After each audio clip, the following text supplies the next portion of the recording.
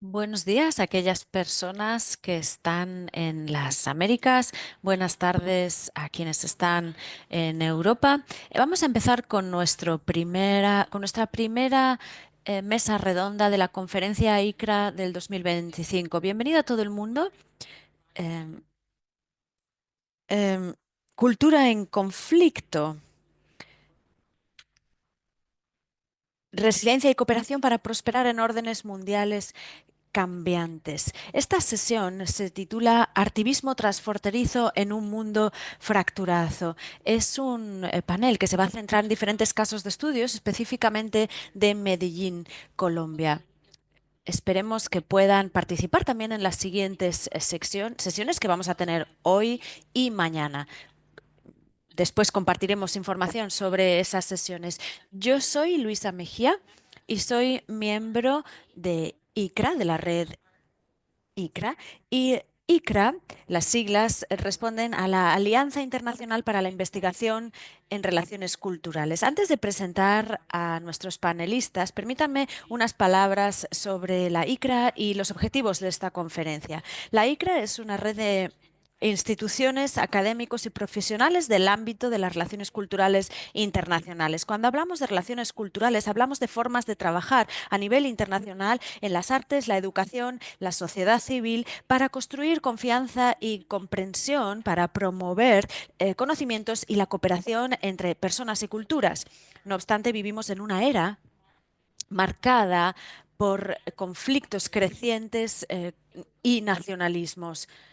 Si queremos construir marcos más inclusivos en nuestro campo, necesitamos para ello enfoques postcoloniales y para nuestras prácticas en nuestros procesos de aprendizaje.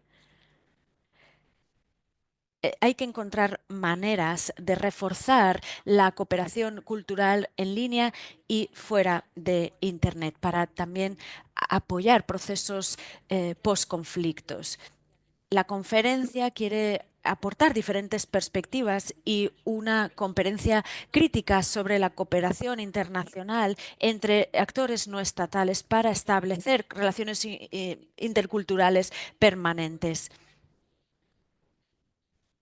La, Vamos a hablar sobre la mediación cultural con actores culturales de diferentes sectores y hablaremos también del auge de la extrema derecha y el papel de, eh, de la esfera digital. También bueno, esperamos que tengamos una conversación abierta y constructiva y pedimos a todo el mundo que sea respetuoso en sus interacciones. Es un gusto tenerles aquí. Pongan sus preguntas, comentarios y reflexiones en el chat según vamos avanzando y trataremos de abordarlas según va avanzando la sesión.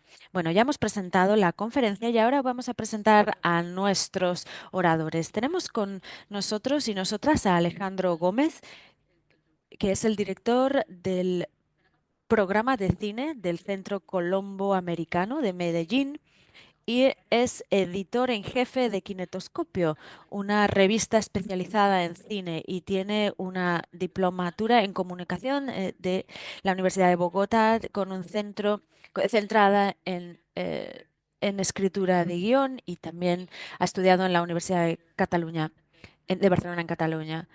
También ha dirigido el documental Neón 90, que es sobre la escena musical en Medellín. El segundo panelista es Alejandro Vázquez Salina, que es director de la Galería de Arte Contemporáneo Paul Badwell.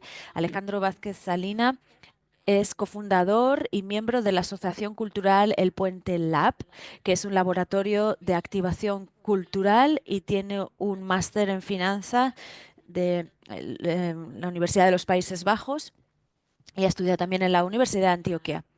Y tenemos por último a el señor Michael Cooper, que es director del Centro Colombo Americano de Medellín, Colombia, y es exdirector de secundaria del Columbus School Medellín. Y también ha estudiado en la Universidad de Ohio, tiene un máster en asesoría internacional. Bien, Vamos a hacer una pequeña introducción sobre qué es el Centro Colombo Americano, qué tipo de organización es, y después, bueno, esto ya lo hemos hablado antes con nuestros panelistas, hemos dicho que la mejor manera de celebrar o de mantener esta conversación es hablar de la diplomacia pública en el caso de actores no estatales. Y si podemos pasar a la siguiente diapositiva. Gracias. Los centros binacionales. Los centros binacionales son algo que para mí es muy especial. Yo trabajo en el Centro Binacional de Medellín, Colombia, durante varios años y he escrito mi tesis sobre los centros binacionales, que son un tipo muy particular de organización. La mayor parte de los centros binacionales que hay en Bolonia está en Colombia, son organizaciones de base. La primera se estableció en el 1927 en Argentina. La segunda que se abrió en el hemisferio fue en Bogotá, en Colombia. Y esta organización la inauguró el Departamento de Estado de Estados Unidos. Fue una institución que se estableció para compartir la cultura estadounidense y se estableció después de la Segunda Guerra Mundial. Y su objetivo era aumentar la comunicación, construir confianza, lazos de confianza con América Latina. Ahora hay 105 centros binacionales en Latinoamérica y solían ser financiados por el Departamento del Departamento de Estado de Estados Unidos, abrían librerías, proporcionaban fondos para estos centros binaturales. Tenían una tarea similar a la que desempeña ahora el British Council. Y y la idea es establecer lazos culturales e institucionales con los diferentes países. En el año 83, Estados Unidos decidió que ya no iba a financiar más estas instituciones y estas instituciones se convirtieron en organizaciones sin ánimo de lucro. Lo que hace más especiales estas organizaciones es que, dado el hecho de que no están ligadas a gobiernos, tienen una alta participación local y esto es muy importante porque les da voz a las comunidades locales, aumenta la mutualidad, aumenta la inclusión y el tipo de comunicación que tiene lugar. En Colombia, por estos centros han pasado 600 personas artistas por estos centros y actualmente tienen más de 40.000 estudiantes que estudian en inglés en estos centros binacionales. No voy a hablar más todavía, no voy a hablar más de esto, voy a pasar a hablar más en concreto sobre el Centro Colombo Americano de Medellín, que es uno de estos centros binacionales. Les paso la palabra a mis compañeros para que ellos lo expliquen. Muchas gracias, Luisa.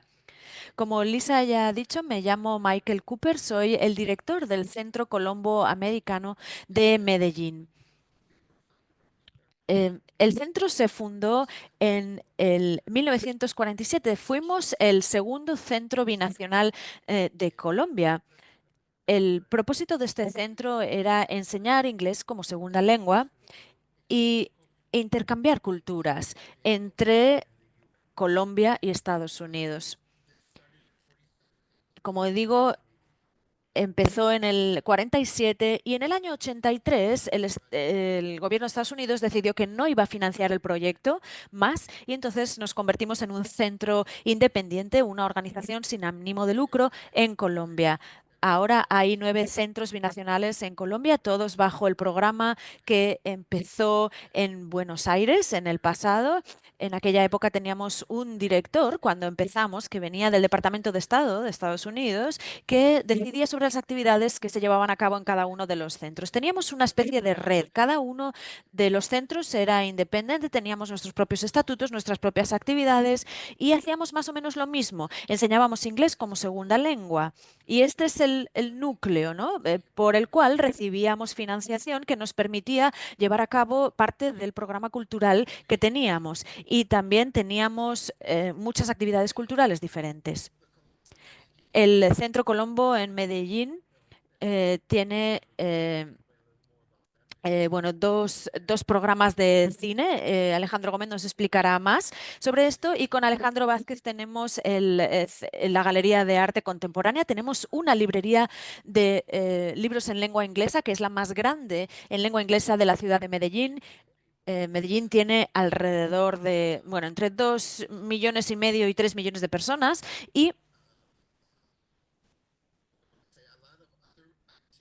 Y tenemos otras actividades culturales en el sector de las artes performativas. No tenemos como tal eh, un centro de artes performativas, o sea, el centro no es como tal un centro de artes performativas, pero sí que tenemos algunas, algu- a- algunas exposiciones o actividades con artes performativas. Lo voy a dejar aquí, Luisa, y voy a permitir a nuestros dos compañeros que sigan hablando.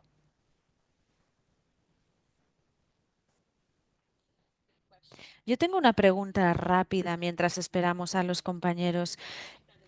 Yo creo que esto es algo muy único y muy especial del centro. Este programa empezó como una cooperación bilateral cultural en su día y hoy en día se ha extendido porque no solo trabajan con los Estados Unidos ahora mismo, ¿no? Alejandro, yo creo que hablará de esto después. Ahora el centro trabaja con artistas de todo el mundo porque ya el centro no está ligado a los Estados Unidos, ya no es solo mediador cultural entre Estados Unidos, sino que es un mediador cultural entre la ciudad de Medellín y el resto del mundo. Sí, yo diría que ya no somos biculturales, sino que somos multiculturales, dado el hecho de que tenemos el centro de cine y también la galería y conectan con otras partes del mundo, no solo con la cultura estadounidense.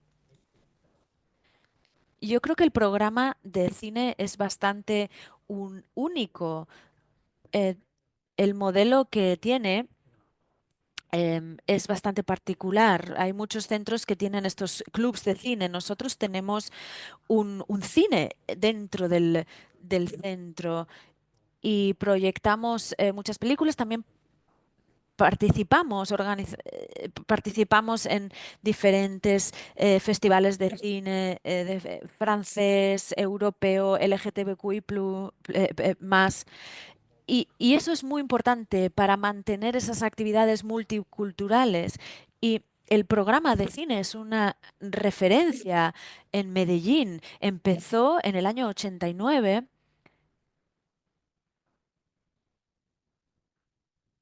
y ha servido para conectar, bueno, para conectar con el sector audiovisual, para conectar a cineastas de Medellín con cineastas de otros lugares. Y recibimos mucho apoyo, bueno, damos mucho apoyo al cine local y al cine colombiano. Nuestra casa es una referencia en el mundo del cine colombiano independiente. Antes ya lo han mencionado, que la revista que publicamos es la más antigua especializada en cine que se publica en Colombia y ahora se editan más de 100 ejemplares en papel desde el año 1990 y esto ha sido muy importante, ¿no? A raíz, bueno, y lo ha generado el programa de cine y el equipo que compone el programa de cine. Además, tenemos la Galería de Arte Contemporáneo y hemos estado trabajando con muchos artistas de todo el mundo, de Chile, de Argentina, de Países Bajos, Italia, de Burkina Faso, Sudáfrica.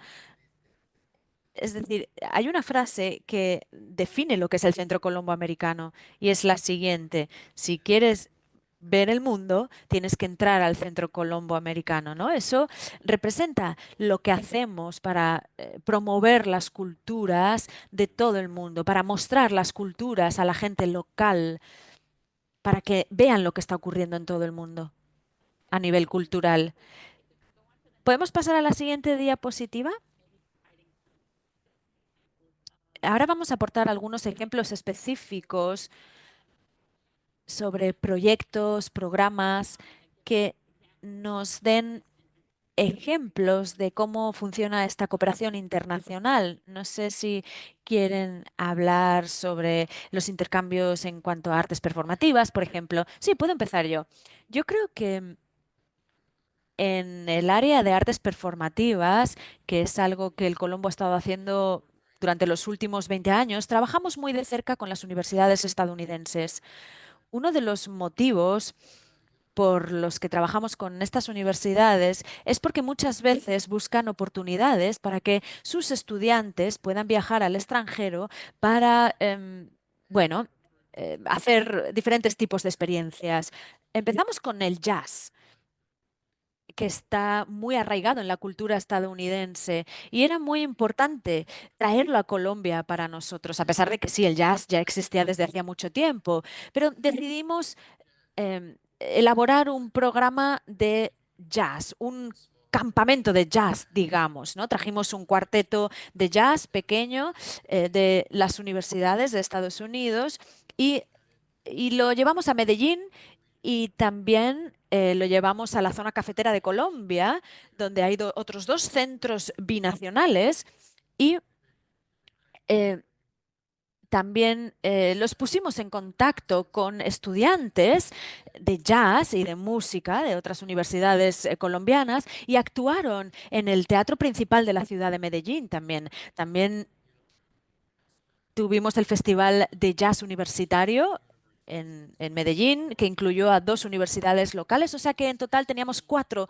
universidades de música diferentes y fue un intercambio cultural entre los músicos de Estados Unidos y los de Colombia. Y también consistía en dar la oportunidad a futuros músicos de recibir clases de jazz por parte de especialistas que venían de Estados Unidos. Fue un programa de bajo presupuesto porque las universidades ayudaron a pagar los gastos, por ejemplo, los tickets de avión, y localmente lo que hicimos fue tratar de buscar financiación para cubrir otros costes como alojamiento, comida, transporte local. Y ese fue un programa muy fuerte para nosotros. Otro programa que creo que también tuvo un impacto en la ciudad se introdujo con la música gospel en directo.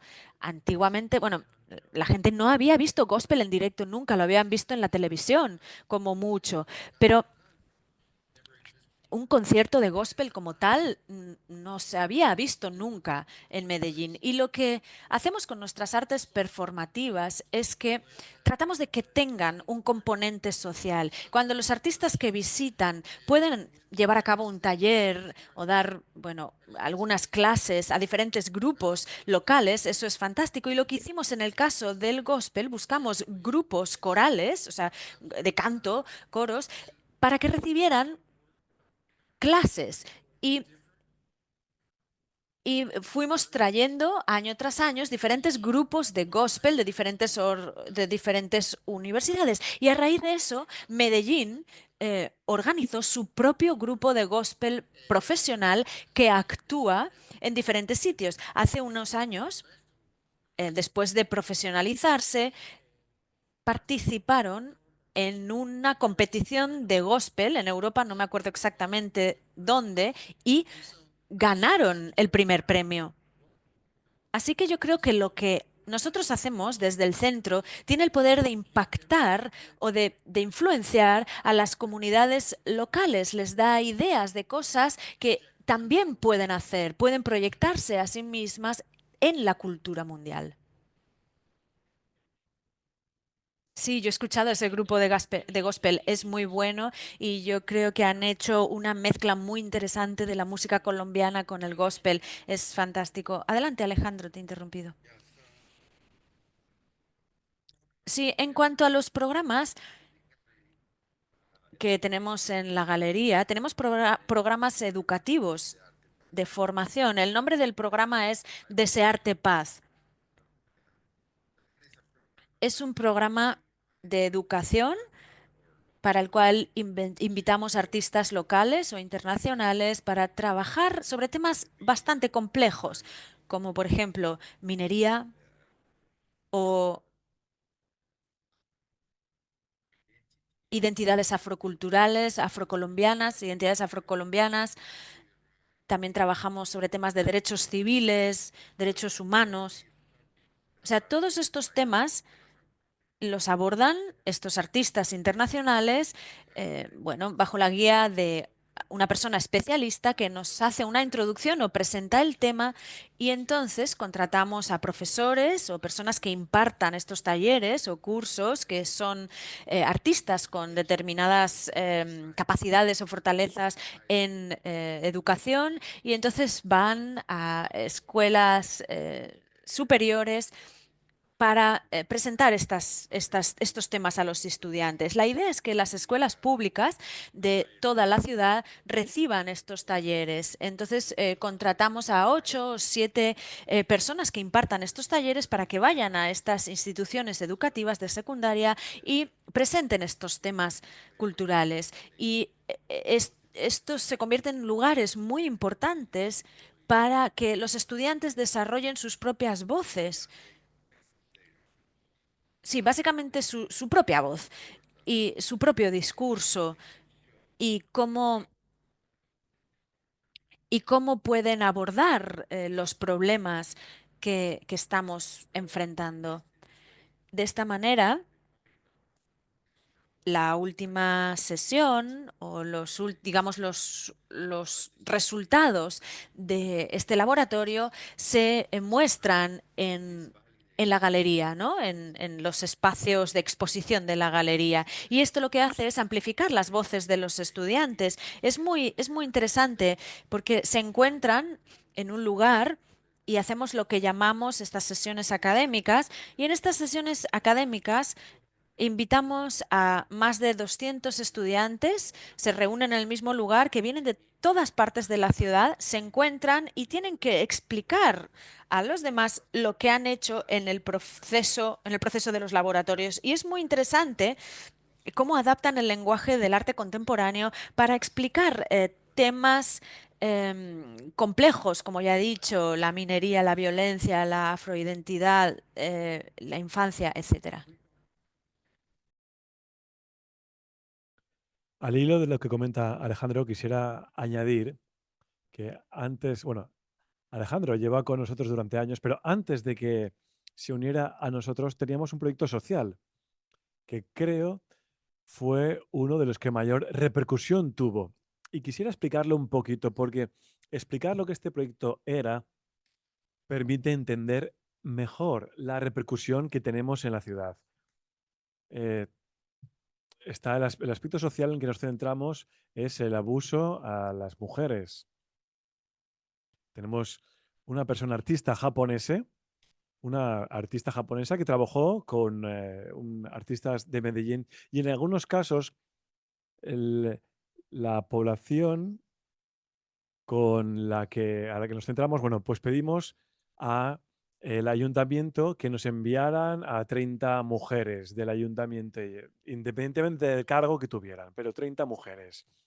La mañana la primera mañana de ese proyecto vinieron las mujeres y la artista japonesa se reunió con ellas y les dijo, pues muchas mujeres que han sido objeto de maltrato utilizan el maquillaje para ocultar los signos de maltrato. Y esta mañana lo que vamos a hacer es que os vamos a maquillar como si hubierais sido objeto de maltrato. Entonces vamos a contratar a una maquilladora profesional y durante la siguiente hora y media os vamos a poner, bueno, pues los ojos morados, el brazo roto, magulladuras, y después de estos 90 minutos, estas 30 mujeres, bueno, quedaron maquilladas como si hubieran sido objeto de maltrato, y entonces les dimos una tarjeta donde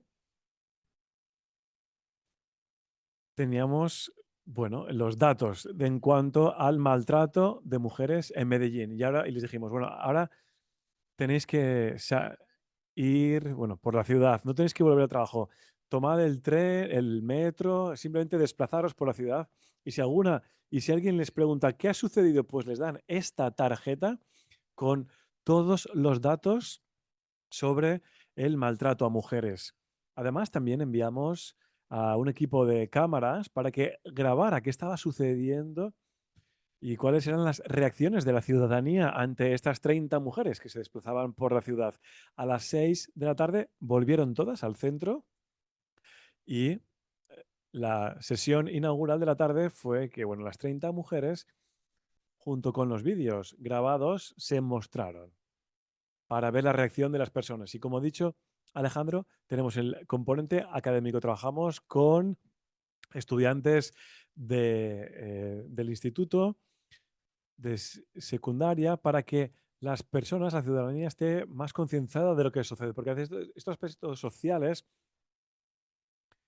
son cosas que quedan ocultas y estamos recurriendo al arte para sacar todo esto a colación ante la sociedad para poder hablar con la sociedad y esperemos poder educar a las personas para tratar de evitar problemas como este. Muchísimas gracias, señor Cooper.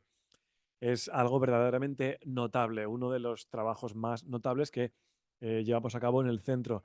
Además, Lidia, que era la artista local, pues bueno, compuso una serie de piezas con los maquillajes, las magulladuras en los rostros de las mujeres y estas piezas forman parte ahora de la colección del museo. Sí, mira por dónde. Además, también quisiera añadir que al final del año traemos a los estudiantes de secundaria que han participado en los distintos laboratorios durante el año y recuerdo este laboratorio en concreto porque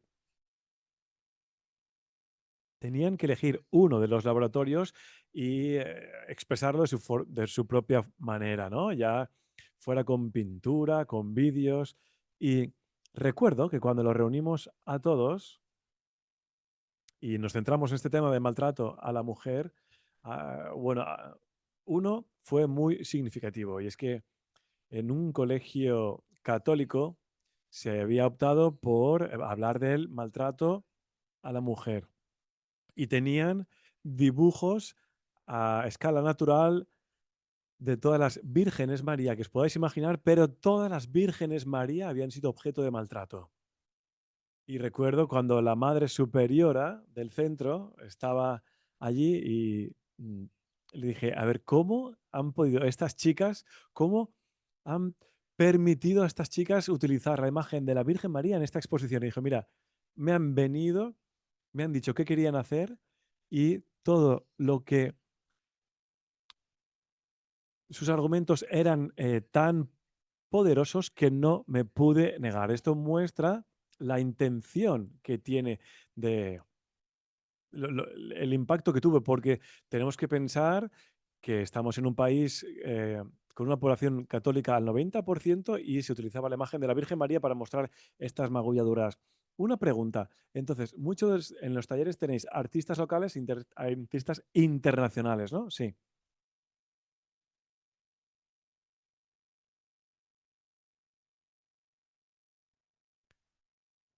sí. Si pensamos en programas culturales y conexiones internacionales, bueno, tenemos Chicolosa, que es el festival de cine más querido que tenemos en el Columbus, Chiclorosa, que es el festival de cine LGTBIQ+, y además también tenemos el Festival de Cine de Bogotá, y todo esto es muy importante, no solo para la ciudad, sino también para el país. Es el primer festival que habla de la diversidad sexual a través del celuloide. Y desde el principio se convirtió en un espacio seguro para las personas que desean hablar sobre diversidad sexual y utilizar el cine como una herramienta, pero también como una herramienta cultural. Y en este festival de cine se nos ha permitido proyectar cintas de todo el mundo, de Alemania, de Francia, de Brasil, todo tipo de expresiones cinematográficas de distintos países que tienen un mensaje muy potente y es el caso desde 2004. ha supuesto un espacio muy importante, no solo para las personas, no solo para las personas cinéfilas, sino también a los bueno, activistas de los derechos humanos, de la ciudad y simplemente personas que desean formar parte de este tipo de festival, como, bueno, y también que se muestran en pantalla en el pasado. Bueno, hemos recibido apoyo de la Embajada de Estados Unidos, de la Embajada Española, de la Alcaldía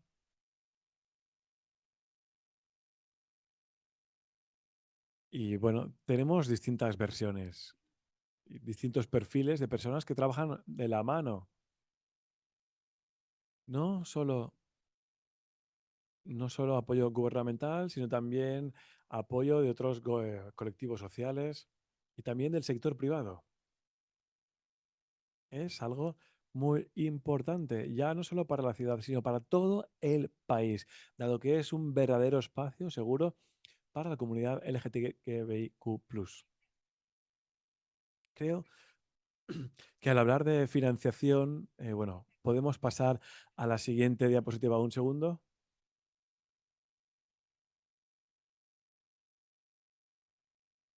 Sí, al hilo de lo que ha comentado Alejandro Gómez con el Ciclo Rosa, que es el nombre del festival. La primera vez que fui, en 2005, empecé el 1 de julio como director, que es esa época del año en el que comienza el Ciclo Rosa. Y bueno, recuerdo ir al Centro Colombo, que es donde yo empecé a trabajar, y ahí vi como 25 miembros de la policía motorizada justo enfrente de nuestro centro. Y yo, bueno, tengo que decir que me puse un poco nervioso. Creo que era su manera de saludarme al entrar a la oficina y, bueno, fui a hablar con la persona encargada de seguridad y le dije, a ver, ¿qué pasa aquí? Dice, ¿cómo que qué pasa aquí? Pues que aquí tenemos eh, la policía motorizada. No, no, espérate. Entramos al cine y, como he dicho Alejandro, aquí se estaban proyectando los cines, las películas, pero también la parte académica de Ciclo Rosa. Aquí estamos hablando de 15 miembros de la policía de Medellín en el cine, en la sala de cine, porque el tema del día era delitos de odio para personas con distintos perfiles sexuales, por decirlo así. Y bueno, y escuché un poco lo que decían, y es que habían convocado a profesionales que trabajaban en esa área. Por ejemplo, había uno de México, otra persona del Departamento de Policía de la ciudad de Nueva York, que supervisaba el Departamento de Delitos de Odio, y luego había otra persona, no sé de dónde venían, pero en resumen, estaban organizando talleres con la policía local de Medellín sobre cómo trabajar con estos grupos de población para poder ayudarles a que no formen, a que no se vean afectados por delitos de odio. Es solo un botón de muestra de lo que se hace con la parte académica durante el festival Ciclo Rosa. Pero bueno, todo lo que tratamos de hacer tiene un componente social, siempre. O sea, que no se trata solo de que haya un espectáculo, ¿no? Sino que se involucren las personas, expresen sus ideas y tenemos que verlo, como ha dicho Alejandro Vázquez. Hay que pensar en distintos temas muy complejos, pero siempre vistos desde el prisma del arte. Están hablando, mientras hablaban, uno de los aspectos que más interesantes me resulta es el grado de flexibilidad que tienen en cuanto a la financiación, porque a veces, bueno, sé, en base a mi trabajo con ustedes, que a veces es el gobierno local, a veces es el ayuntamiento el que tiene financiación, a veces es la embajada estadounidense, a veces son los festivales o fondos procedentes de España o de otros institutos. Pero ustedes Luego también, bueno, tienen clases de idioma, ¿no? Pero ustedes pueden quizá ofrecer un ejemplo de proyecto financiado por una entidad local o internacional y cómo han permitido adaptar estos programas para llevarlos a cabo cuando ya no hay financiación. Entonces, creo que lo vamos a ver cada vez menos cuando hablamos de gobiernos y cultura. Uno de los programas que ha recortado los fondos ha sido este de que hemos mencionado. Llevamos desde 2004 hasta 2015, 2016 más o menos. Y desde entonces hemos tenido que arreglarlas nosotros. En el Colombo americano, bueno, ahí tenemos clases de inglés y estos laboratorios desde 2016 hasta 2020, el año de la pandemia, bueno, bueno, tuvieron que ser sufragados con fondos propios y es difícil. Y desde la pandemia, pues que no hemos podido celebrar más laboratorios, porque dificultó mucho las cosas. Y hasta 2020 habíamos llevado a cabo 62 laboratorios distintos, con distintas personas, artistas y especialistas de todo el mundo. Un ejemplo fantástico de capacidad de adaptación. Bueno, yo podría mencionar también nuestro caso, cuando el Colombo, como ha mencionado Alejandro, pues tiene nuestro motor económico, que son las clases de inglés. Después de cubrir todos los gastos y el profesorado y empleados, bueno, tratamos de ver pues qué financiación excedente podemos tener para distintas actividades culturales, ¿no? Que es uno de los pilares de nuestro programa, de nuestra institución. Tenemos las clases de inglés y el intercambio de culturas. Tenemos que explorar formas de ver cómo podemos financiar distintas actividades, pero no no tenemos financiación al 100%, es limitada y obviamente somos entidades sin ánimo de lucro y entonces al final el resultado tiene que ser cero. Entonces tenemos que ver de dónde conseguir otras vías de financiación. Cuando empecé en el Colombo me di cuenta de que el Colombo de Medellín era el centro cultural de la ciudad a la sazón en 2005. Lo sigue siendo, ¿eh? Lo sigue siendo. Y bueno, pensé, ¿por qué la ciudad, ¿por qué no ayuda esta ciudad a otras instituciones de la ciudad? Con financiación de distintos proyectos, pero y no se fija en nosotros, ni nos da dinero para los distintos proyectos que estamos, donde estamos, bueno, llevando a cabo actividades culturales en la ciudad. Entonces me puse en contacto con la Secretaría de Cultura de la ciudad, desde en la alcaldía, y bueno, llevé un puñado de proyectos que tenía en mente y traté de analizar cómo podrían ayudar a la galería, al cine, a la biblioteca, a los distintos proyectos que estábamos llevando a cabo para ver cómo obtener financiación de la ciudad. Y recuerdo una reunión con personal de secretaría, el secretario que me dijo, Michael, a ver, ¿por qué íbamos a darle al Colombo, que ya recibe financiación en dólares, pues dinero eh, para sus programas? Entonces ahí me di cuenta de que no tenían una imagen clara de qué era el Colombo americano. Y sí, como hemos mencionado antes, en el, en el 47 es cuando lo fundó el gobierno estadounidense, pero éramos una entidad sin ánimo de lucro, como desde entonces, y se estaba inyectando mucho dinero en la programación, y, pero desde el 83 nos convertimos en una entidad independiente que solo se basa en la financiación que obtiene de las clases de inglés y ahí se nos puede utilizar, entre comillas, como centro cultural. Pero es importante ver cómo se puede participar de manera financiera, con financiación en distintos programas que llevamos a cabo en la ciudad. Y esto fue el principio de la obtención de fondos por parte del gobierno. Yo repetía mi visita cada año, iba al departamento de educación, presentaba los proyectos y bueno, nos ayudaban con el festival, como ha dicho Alejandro Gómez, nos ayudaban también con Ciclo Rosa, eran los que encontraban financiación para la parte académica del programa. También teníamos actividad de la biblioteca, ahí también nos ayudaban. Luego empezamos a, bueno, a incluir grupos de jazz y ahí también nos ayudaban con los gastos, por ejemplo, con refrescos para los estudiantes que asistían. Participaron de formas muy distintas, en resumen. Y eso fue así durante muchos años. Empezó en 2006, cuando tuve esta reunión con el secretario, y duró prácticamente hasta la pandemia. En Colombia, cada 4 años se cambia el gobierno local, cada 4 años tengo que volver y explicar de nuevo qué es el Colombo, qué hacemos y cómo creo que deberían formar parte de nuestra actividad.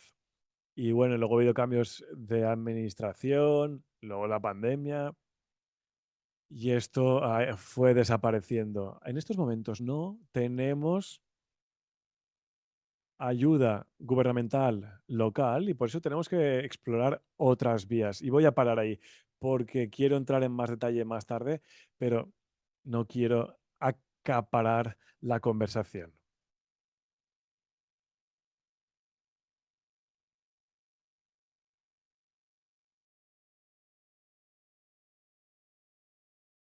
Voy a hablar de un proyecto específico sobre cortos, eh, Colombia en corto.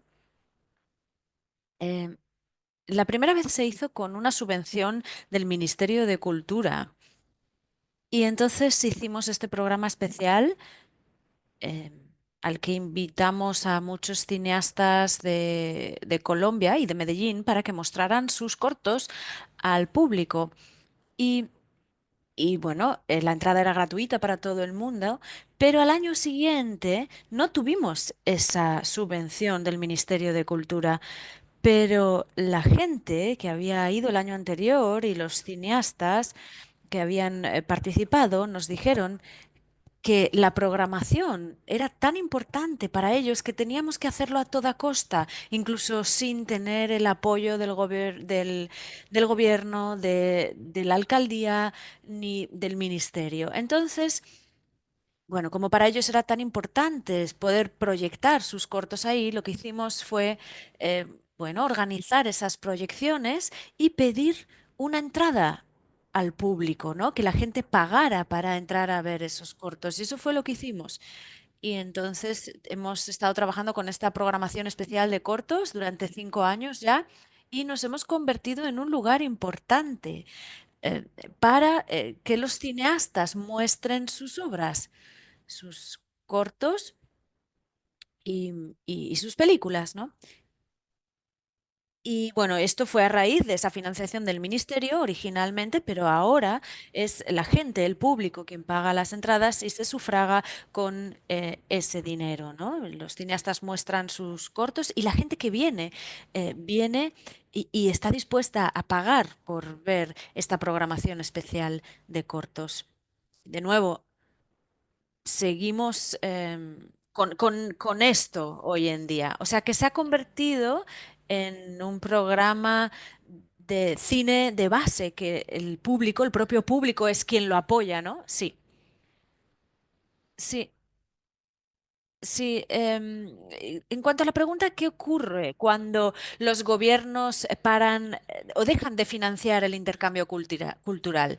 Bien, como he dicho, como originalmente el centro se inauguró de la mano del gobierno de Estados Unidos y ayudaron bueno, a introducir esos elementos culturales en la ciudad, ¿no? Trajeron el jazz en mi época, ¿no? Eran de las primeras cosas en las que se centraban, ¿no? Empezaron a traer grupos de jazz a Colombia. Eso es lo que hacía el gobierno estadounidense. Y la condición era que trabajaran con profesionales relacionados con su red, ¿no? Y esto lo hacía todo muy caro, porque había que pagar por vuelos internacionales, había que pagar los hoteles de las personas que venían de Estados Unidos y también, obviamente, un honorario había que pagarles. Y ese fue uno de los motivos por los que empecé a trabajar con universidades estadounidenses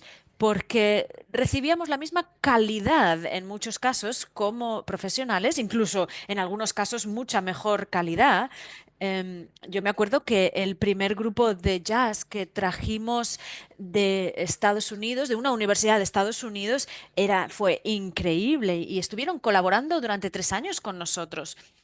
Y los tuve en programa durante 2 años. El tercer año ellos querían venir igualmente, aunque no estuvieran en el programa, y dijeron que iban a sufragar parte de los gastos de venir. Entonces, cuando yo vi eso, me di cuenta de que existía la posibilidad de recibir financiación de las propias universidades para ayudar a sostener los gastos, lo que iba a hacer las cosas más fáciles para nuestra institución a la hora de tener ese intercambio cultural. Eh, También participaron bueno, sí, vino alguna financiación de de- del gobierno de Estados Unidos, ayudaron a sufragar los gastos del campus de jazz que hicimos. También recibimos dinero de las autoridades locales en Colombia y así fuimos consiguiendo financiación para sufragar todos los eventos que poníamos en marcha. Y ahora, con el gobierno de Estados Unidos, tenemos proyectos con ellos en inglés. Y tenemos diferentes programas de becas con Estados Unidos que tienen como objetivo ayudar a enseñar inglés como como lengua extranjera, pero es muy difícil conseguir la participación del gobierno en algunos de nuestros programas. Yo creo que la última colaboración que hemos tenido con Alejandro Gómez, del gobierno de Estados Unidos, fue con el ciclo rosa. Y yo creo que se fue después de la pandemia, ¿no? ¿Cuándo fue? Sí, yo creo que fue en el 2022, sí. Y en el 2022 sí que aportaron el componente académico y el programa fue fantástico. Y es decir, aportaron el componente académico al ciclo rosa de Medellín en el año 2022, como digo. Y esa fue la última vez que recibimos dinero del gobierno de los Estados Unidos para un programa de intercambio cultural. Así que, bueno, y les pregunto a ambos Alejandros y a las personas del equipo que trabajan con las artes performativas y de la librería, bueno, tuvieron que empezar a buscar otros socios financiadores para poder sostener algunos de los proyectos que queríamos llevar a cabo. Uno de los ejemplos con... En el área de artes performativas, este año hicimos jazz y una sinfonía de gospel. Eh, lo que hicimos fue una coproducción también este año y de esta forma pudimos vender entradas para un concierto y así cubrir nuestros costes locales y seguir trabajando con universidades que estaban sufragando sus propios gastos para llegar al país. Es decir, teníamos la ayuda de esas universidades que cargaban con parte de la financiación del proyecto y por otro lado teníamos la venta de entradas locales para el concierto. Y bueno, y esto lo llevamos haciendo ya desde hace unos años, incluso desde antes de la pandemia, pero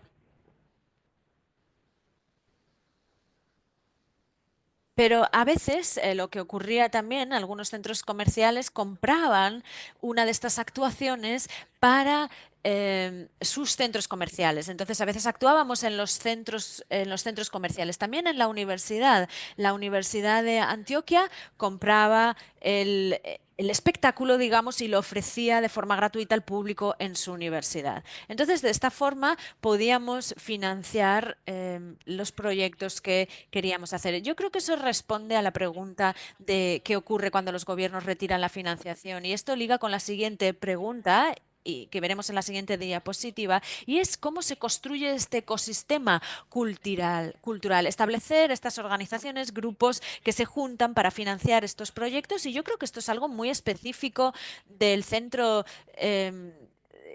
de Medellín, ¿no? Porque Colombia, bueno, es conocida por la música, por la cultura, ¿no? Que en el mundo hispanohablante es muy conocida, ¿no? Y está muy extendida. Pero en cuanto a su experiencia, ¿cómo se ha hecho eso? ¿Cómo se ha puesto Medellín en el centro o en el punto de mira del- de las artes globales, ¿no? Porque luego hay otras músicas, ¿no? Como el reggaetón.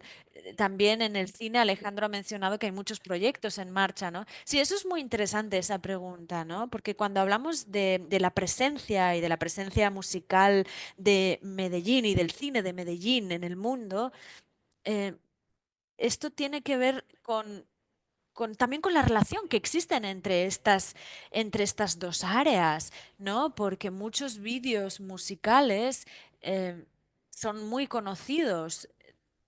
Tenemos Karol G, Maluma, también otros artistas de Medellín, de reggaetón de Puerto Rico, de otros países.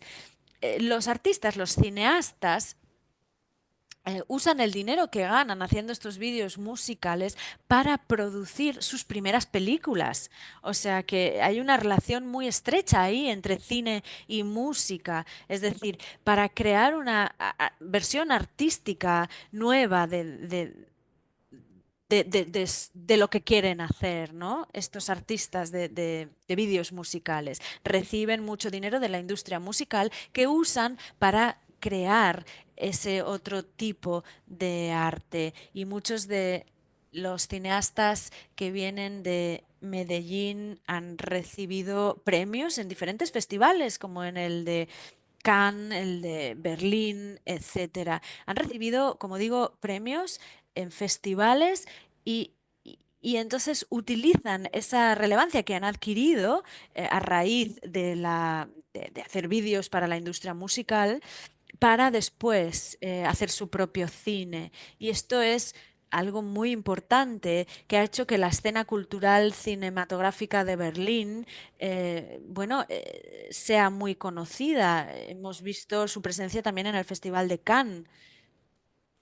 Y, y el casting de esa película que está en Cannes se hizo dentro del centro colombo-americano. Y bueno, el centro colombo-americano también ha sido clave, ¿no? Dentro de la industria audiovisual de Medellín, ¿no? Hay una relación ahí, una conexión entre esos diferentes puntos de vista artísticos.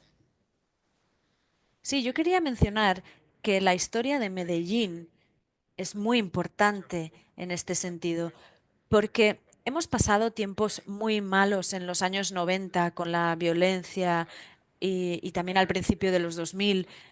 Pero alrededor del 2004, 2005, 2006, Medellín empezó a crear nuevas estrategias por parte del gobierno local, también de la municipalidad, para reconstruir esa parte cultural de la ciudad y también para promocionar esos barrios de bajos ingresos, también para bueno, hacer aflorar las bibliotecas que están construidas en esta arquitectura muy bonita. También la Comuna 13, ¿no? Se le dio bueno, un lavado de cara, que ahora es un referente cultural, este barrio en Medellín, ¿no? Y hay varios de estos referentes culturales en Medellín. Por ejemplo, uno de los laboratorios que hicimos sobre el tema de desplazamiento forzado en el centro colombo-americano Bueno, fue este taller y invitamos a Tony Evanco, que es un artista de Estados Unidos, y le gustó tanto esa vida cultural em, en Medellín que decidió quedarse allí y fundó la Casa Tres Patios, que es una de las casas culturales de referencia que hay ahora en Medellín, que se dedica a la paz, a la justicia social relacionadas con el arte y forma parte de la Junta Directiva del Colombo Americano también ahora mismo. O sea que es muy importante ese intercambio intercultural, internacional que promovió el Colombo americano en su momento y que ha hecho que se generen espacios culturales como Casa Tres Patios. O sea, que también son, y que bueno, que surgieron a raíz de esos intentos de sanar la violencia del pasado, ¿no? Y ha hecho que, bueno, estas actividades culturales sean cada vez más activas, más presentes en la ciudad. Alejandro, ¿por qué no explicas un poco cómo el Colombo americano, especialmente en la Galería de Arte, es una piedra angular para artistas que salen de la universidad y cómo les ha ayudado a convertirse en quienes son hoy en día? Porque hay algunos artistas muy importantes en Colombia, en Medellín, hoy en día, que han pasado por nuestro proceso dentro del centro. Sí, digamos que la Galería del Colombo Americano es un lugar muy importante para la escena del arte en Medellín.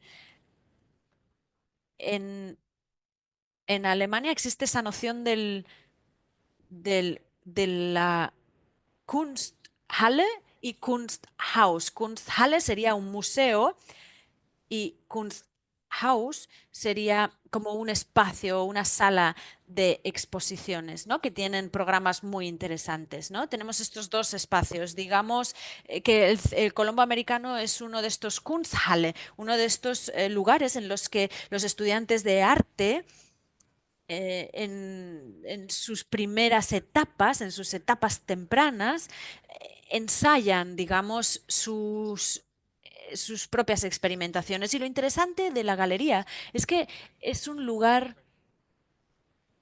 que recibe su propia financiación, como hemos dicho, y por eso permite experimentar mucho con el arte contemporáneo. Por eso el arte contemporáneo incipiente, o sea, los artistas contemporáneos incipientes vienen a nuestros espacios a probar sus instalaciones, a experimentar con sus obras de arte que quieren mostrar. Y la galería es, digamos, como ese primer escalón para que ellos vean, puedan comprobar cómo se ve su trabajo en una galería de arte y les da también un poco de fama o visibilidad para después entrar a la colección de un museo o cualquier otra exposición grande o importante en la ciudad o en el país. También cuando invitamos a artistas locales o internacionales o artistas colombianos de otras ciudades, es un lugar en el que se puede ver el desarrollo de la escena del arte en el contexto local. Y yo me acuerdo de cuando estaba haciendo mi investigación que y estaba hablando con la gente, vi que la librería, que es una librería pública, está abierta a toda la ciudad y durante muchos años ha sido un lugar en el que había libros muy especiales, únicos, y vídeos, información, y siempre fue un punto de referencia para personas estudiando cine, arte e incluso para escuelas de idiomas, obviamente. Pero siempre ha estado en el centro de toda esa cultura que se ha desarrollado en torno a la ciudad. Y volviendo a una de las cosas que Alejandro Vázquez ha dicho, y es que la historia de la ciudad es muy importante. Porque creo que se llama urbanismo social, ¿no? El proyecto que tenían para garantizar que había una especie de acupuntura en la ciudad, garantizar que había puntos culturales como librerías, etcétera, colocados en lugares donde eran más necesarios para que todo el mundo tuviese la oportunidad de acceder a la cultura, ¿no? Y yo creo que todos estos proyectos ahora se han desarrollado en lo que vemos ahora en música, arte, etcétera. Y podemos pasar a la siguiente diapositiva, que esto liga con lo que quiero decir con la siguiente diapositiva, que es la última diapositiva, y después pasaremos a la ronda de preguntas y después. Hemos hablado mucho de, del intercambio, pero yo me pregunto, ¿cómo piensan que este intercambio cultural con toda la gente llegando a la ciudad ha reconfigurado sus propias prácticas? ¿O más bien, de qué forma? Y también a la inversa, ¿no? O sea, ¿cómo influyen los artistas que llegan a su forma de trabajar y a su trabajo en el Colombo americano y cómo se van ellos transformados? O sea, ¿qué se llevan ellos, ¿no? Y cómo se da este intercambio a lo largo de los años, cómo se ha reconfigurado la práctica local. Bien, sí, ha habido experiencias que han sido radicalmente transformadoras. Y hay un ejemplo que es el de Damon Wade, que era un artista, bueno, más bien era un sociólogo de Canadá y también daba cursos. No, mejor dicho, él jugaba al rugby. Y, bueno, estaba dedicado al tema, trabajaba con el tema de la violencia en el deporte. Por ejemplo, los fans de, de los equipos de fútbol de Medellín son muy violentos. Y yo recuerdo que nosotros hablábamos de esto en la escuela y entonces decidimos diseñar un laboratorio sobre esto para hablar de la violencia en los estadios de fútbol, en los partidos, en el mundo del deporte. Pero él también organizó un campeonato de rugby en Medellín. Y bueno, vino mucha gente que se apuntó, bueno, formaron grupos locales de rugby en Medellín y, y él también lo que hizo fue empezar a apoyar, bueno, la iniciativa de fundar un centro o una fundación para ayudar a menores de entornos más precarios a recibir educación, a garantizarles la educación. Yo creo que cuando tenemos este tipo de personas que vienen a Medellín y tenemos este tipo de intercambio dentro del contexto del Colombo americano, ya tienen una idea de lo que hacen, de lo que hacemos nosotros en el centro. Y y también de lo que se puede hacer de cara al futuro, especialmente en el caso del cine, cuando hablo con ellos, me dicen, tengo este tipo de películas o tengo la idea de hacer este tipo de películas, dónde se puede proyectar, en qué tipo de países, etcétera, o qué tipo de festivales de cine nos podemos imaginar que se puede proyectar esta película. Es decir, van surgiendo muchas ideas nuevas cada día de qué cosas nuevas se pueden hacer. Y yo creo que quizás esa sea la respuesta más obvia, pero al final es el intercambio, el flujo de ideas continuo. Yo creo, Luisa, que es algo que hay que ir haciendo día tras día y hay que mantener los oídos y los ojos abiertos. Yo me acuerdo cuando llegué al Colombo americano en el 2005. Yo llevaba ya mucho tiempo antes en Medellín, pero al Colombo llegué en el 2005. Yo conocí a los directores del Colombo americano en Bogotá, bajo el patrocinio de los Estados Unidos, a los exdirectores anteriores, los conocí a todos allí, y, y y todos habían estado trabajando en proyectos con grupos diversificados. Y en aquella época se centraban básicamente en la población afrocolombiana. Entonces yo volví al Colombo americano en Medellín y me reuní con la administración, con el director académico, el de la galería, con, con el del programa cinematográfico y dije, bueno, tenemos que ver de qué manera tomamos los proyectos que estamos haciendo e introducimos el componente afrocolombiano, porque ahí es donde va el dinero de la financiación estadounidense, porque desde Estados Unidos lo que se quiere hacer es financiar a esa comunidad. Y eso fue lo que hicimos. Introdujimos ese elemento afrocolombiano y recibimos financiación para muchos programas y muchas iniciativas del centro porque incluimos este elemento. Entonces hay que ver lo que queremos hacer con los grupos locales, con los grupos internacionales y entonces tomar lo que se hace desde el centro y alinearlo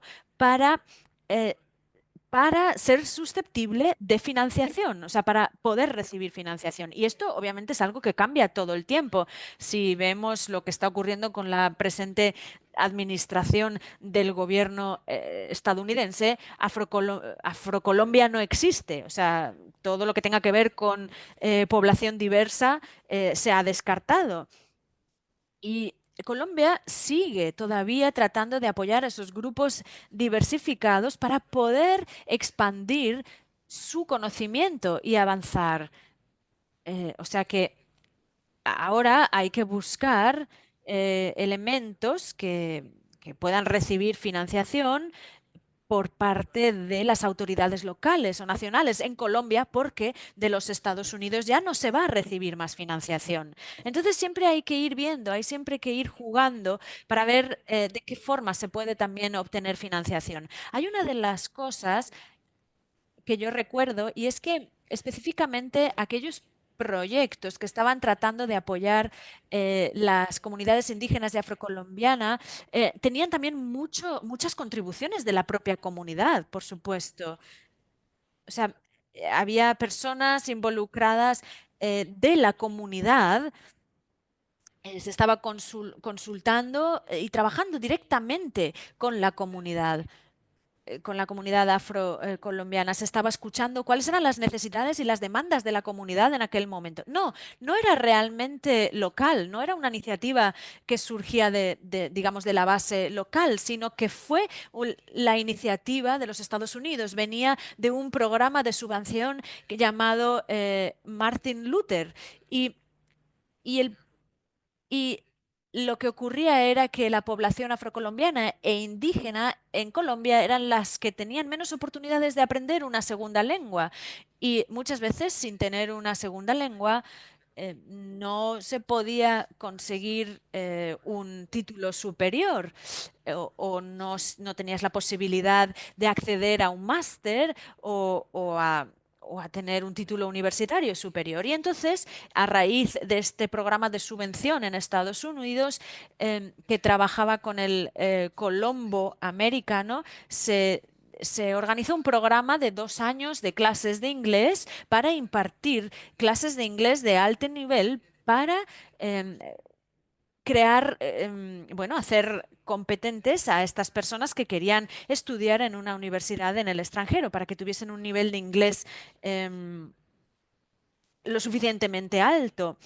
Y entonces también se impartieron clases sobre liderazgo para estas personas y la idea era crear nuevos líderes en el país, nuevos liderazgos. Y este programa, bajo las administraciones anteriores, estuvo funcionando durante 19 años y realmente consiguió marcar la diferencia en sus comunidades, en sus ciudades y en todo el país de Colombia. De hecho, el ministro de Educación de la presente administración se graduó con este programa. O sea, la ministra de Educación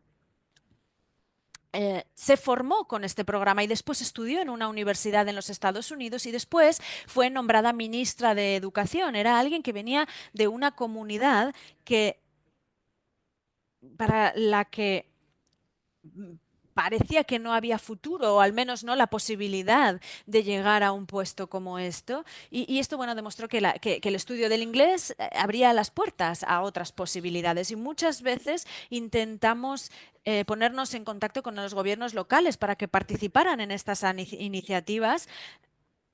Y a pesar de que les parecía un programa fantástico, excelente, a día de hoy seguimos sin recibir ninguna financiación colombiana para ese programa específico.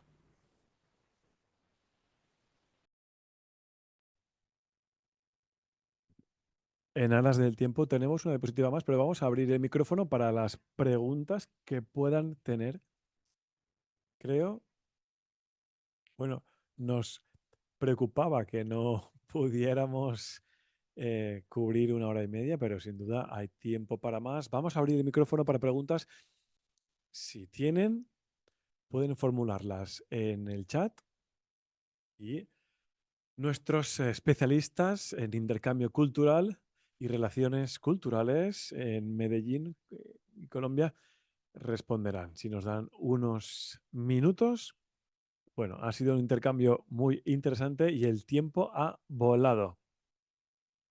Había mucho más de lo que hablar. Y bueno, mientras esperamos un poquito, a ver que le eche un vistazo al chat.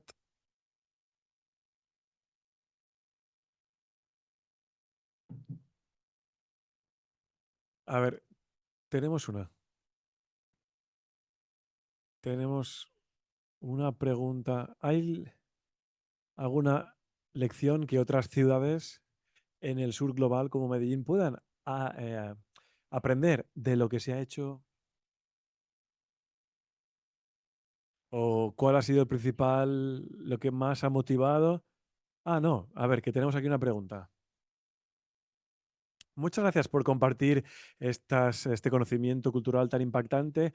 En base a su experiencia, ¿qué es lo más importante para la resiliencia? Mantener la independencia del sector cultural y al mismo tiempo, ¿dónde ven que están los límites actualmente y cómo los abordan? A ver, ¿qué es lo más importante para mantener la independencia y la resiliencia? Para que nos sirvan de altavoz a distintas administraciones, por ejemplo. Y bueno, ¿qué limitaciones encuentran? Espero que esto lo haya trasladado bien.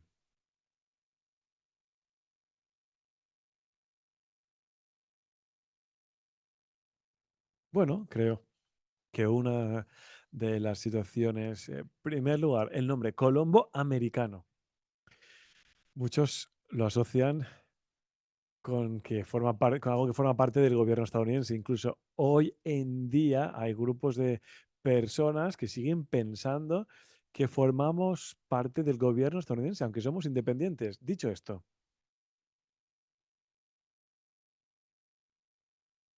somos un sistema de apoyo muy válido, muy poderoso para el gobierno ya que formamos parte de la diplomacia estadounidense. Es decir, desempeñamos dos papeles en uno. Por un lado, somos independientes y podemos hacer lo que queramos hacer, pero al mismo tiempo, si tenemos que buscar financiación de distintas organizaciones, como el gobierno estadounidense, y con el cambio que se acaba de producir con la actual administración,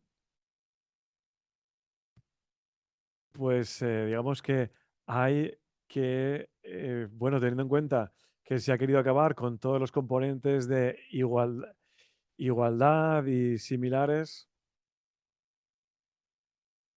pues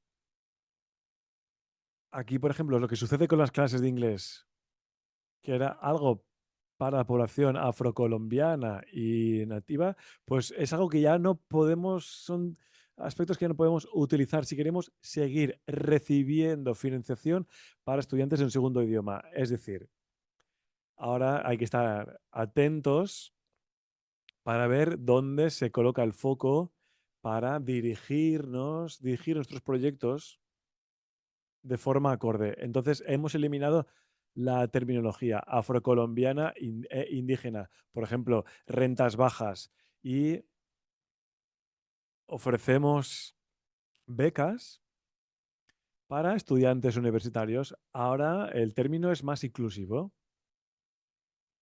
y para estudiantes de segundo idioma que desean acceder a educación superior después de su grado inicial. Es decir, seguimos siendo independientes, pero si queremos obtener financiación de la que está disponible en distintas áreas, pues hay que reformular lo que hacemos y bueno, lo hacemos para el gobierno estadounidense, pero no significa que con el gobierno local tengamos que reformular si tenemos fundaciones o entidades gubernamentales que sí desean patrocinar pues proyectos afrocolombianos, por ejemplo. Por tanto, tenemos una independencia para hacer lo que queremos, pero también para estar ojo a visor y ver cómo podemos utilizar las fuentes de financiación existentes para la organización. Además, también quisiera mencionar que lo que nos hace resilientes es las personas, las comunidades que tienen mucha voluntad de aprender y de, bueno, manifestarse, hablar, crear arte, exponer.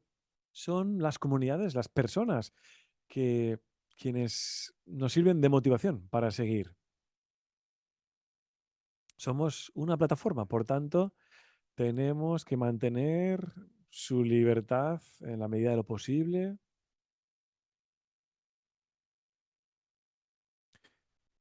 Tenemos que ofrecerles a la comunidad, a las personas, una gran oportunidad de manifestar su propia voz. Además, también si pensamos en la parte académica, el centro cultural es nuestro sistema clave, lo que hemos aprendido de las personas con las que hemos trabajado es esto, el aspecto social, los colectivos sociales, los colectivos artísticos. Nunca ha sido fácil en Medellín hacer este trabajo cultural y, como ha dicho Alejandro, son las personas quienes son nuestros referentes en el Colombo. Son todas estas personas las que nos hacen seguir. Quizá la independencia también proviene de estas personas, de su apoyo. Las personas, los colectivos, los cineastas que mantienen nuestra independencia.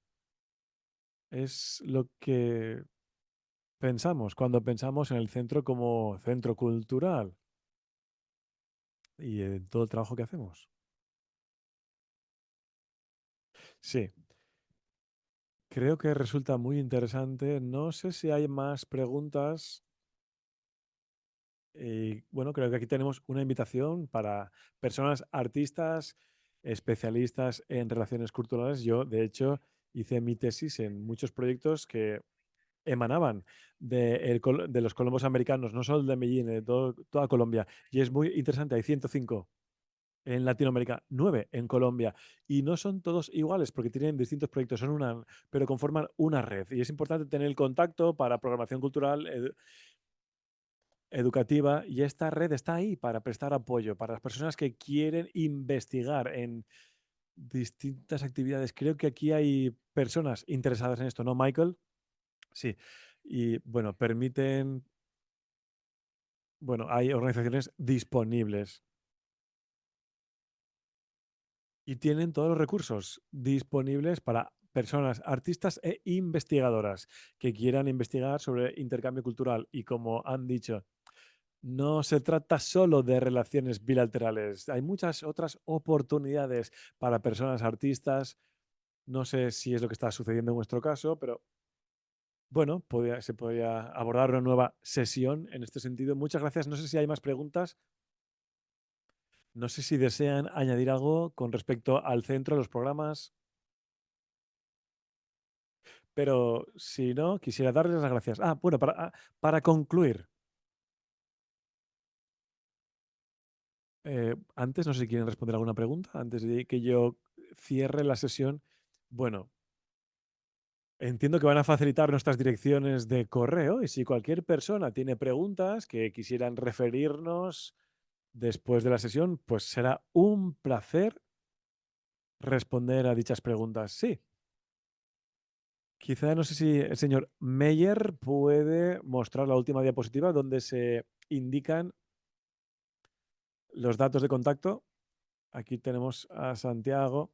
Dice, la intervención ha sido muy interesante, ya que hemos entendido porque el Centro Colombo Americano es un centro binacional independiente y es todavía también actor de la diplomacia cultural estadounidense. Así que fantástico. Esto viene Santiago Jara, director el Departamento de Artes de British Council, Columbia. Aquí tenemos la dirección web, los datos de contacto, si bueno, quieren intercambios cinematográficos, información similar. No sé si hay más preguntas o comentarios.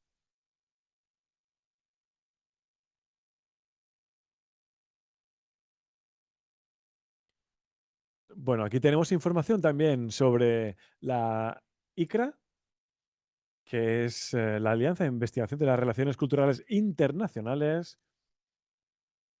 y información también sobre el intercambio cultural. Aquí vemos toda la información de la ICRA en el chat. Si quieren formar parte de la ICRA y de la red, pues se buscan especialistas que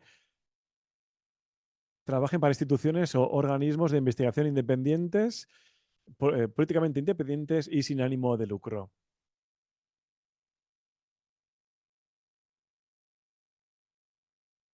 Salvo que haya otros comentarios, decirles que bueno, que permanezcan conectados y conectadas para acceder a la siguiente sesión. No sé si hay más comentarios. Bueno, pues si no es así, quisiera cerrar esta sesión. Muchísimas gracias a todo el público por esta sesión. Ha sido fascinante. Muchas gracias a los panelistas por este debate tan interesante, a los dos Alejandros y a Michael Cooper. Para quienes van a participar en el siguiente panel, tengan en cuenta que va a comenzar un segundo porque estoy en hemisferio oeste y creo que la siguiente sesión empieza en 38 minutos. 38 minutos.